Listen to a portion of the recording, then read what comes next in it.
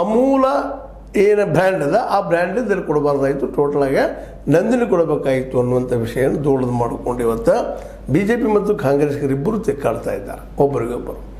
ಇದು ಇಷ್ಟು ಬೆಳೆಸೋದು ಬೇಕಾಗಿತ್ತ ಅಂತ. ಹೌದು, ಹಿಂದೆ ಮಾತ್ರ ಏನಾಗಿತ್ತು, ಪೂರ್ತಿಯಾಗಿ ಮರ್ಜ್ ಮಾಡಿದಪ್ಪ ಅಂದರೆ ಕರ್ನಾಟಕದ ಒಂದು ಹೆಸರು ಹೋಗ್ತಿತ್ತು ಅನ್ನುವಂಥ ಭಯ, ನಮ್ಮದು ಬೆಳಿಬೇಕು ಅನ್ನೋದು ಭಯ ಅವತ್ತಿತ್ತು, ಇಲ್ಲಂತಲ್ಲ. ಇವತ್ತು ಈ ಒಂದು 10-20 ಮಳಿಗೆಗಳ ಸಲುವಾಗಿ ಅಥವಾ ಇದ್ರ ಸಲುವಾಗಿ ದೊಡ್ಡ ಇಶ್ಯೂ ಮಾಡೋದೇನು ಅಂತ. ಈ ಸಂದರ್ಭದಲ್ಲೇ ನಮಗೊಂದು ಮಾತು ಏನಪ್ಪ ಅಂದರೆ ಆರ್ ಅಶೋಕ್ ಅವರಿರಲಿ, ಮತ್ತೊಬ್ಬರು ಇರಲಿ, ಅದು DK ಶಿವಕುಮಾರ್ ಅವರಿರಲಿ, ಸಿದ್ದರಾಮಯ್ಯನವರಿರಲಿ, ಇವರ ಬದಲಾಗಿ ಒಂದಿಷ್ಟು ನಾವು ಏನು ಹೇಳಬೇಕಾಗಿದಪ್ಪ ಅಂತಂದ್ರೆ ಇಲ್ಲ, ಈ ನಂದಿನಿ ಮತ್ತು ಅಮೂಲ್ ಎರಡೂ ರೈತರ ಸಂಸ್ಥೆಗಳು ಅಂತ ಹೇಳ್ತಾ ಇದ್ದಾರೆ. CT ರವಿ ಅವರು ಮಾತೊಂದಿಷ್ಟು ಗಮನ ಕೊಟ್ಟು ನಾವು ನೋಡ್ಕೋಬೇಕಾಗಿದೆ. ಯಾಕೆಂದರೆ ವಿರೋಧಕ್ಕಾಗಿ ಸುಮ್ಮನೆ ವಿರೋಧ ಮಾಡೋದಾರೆ ಎಲ್ಲದಕ್ಕೂ.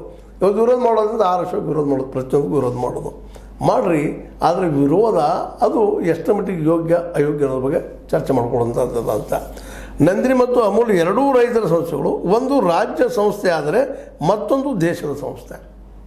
ಒಂದು ರಾಜ್ಯದ ಸಂಸ್ಥೆ ಆಗ್ಯದ, ಇನ್ನೊಂದು ದೇಶದ, ಎರಡು ಒಂದೇ ರೀ, ಬೆಳೆದು ಎರಡು ಅನ್ನೋದು ನಾವು ಬೆಳೆಸಬೇಕಾಗಿದೆ. ಇದು ಬ್ಯಾಲೆನ್ಸ್ ಮಾತು. CT ರವಿ ಅವರು ಮಾತಾಡಿದಂಥದ್ದು. ಎರಡೂ ಸಂಸ್ಥೆಗಳ ನಡುವೆ ಆರೋಗ್ಯಕರ ಸ್ಪರ್ಧೆ ಇರಬೇಕು ಎಂದು ವಿಧಾನ ಪರಿಷತ್ ಸದಸ್ಯ CT ರವಿ ಅವರು ಹೇಳಿದರು. ಸ್ಪರ್ಧೆ ಬೇಕಲ್ರಿ, ಅವರು ಮಾಡಲಿ, ನಾವು ಚಲೋ ಕ್ವಾಲಿಟಿ ಕೂಡ ಪ್ರಯತ್ನ ಮಾಡೋಣ. ಇವಾಗ ನಮ್ಮ ಕರ್ನಾಟಕದ ಬ್ಯಾನ್ ಮಾಡೋದು ತಪ್ಪ ಪೂರ್ತಿ ಪ್ರಮಾಣದಲ್ಲೇ.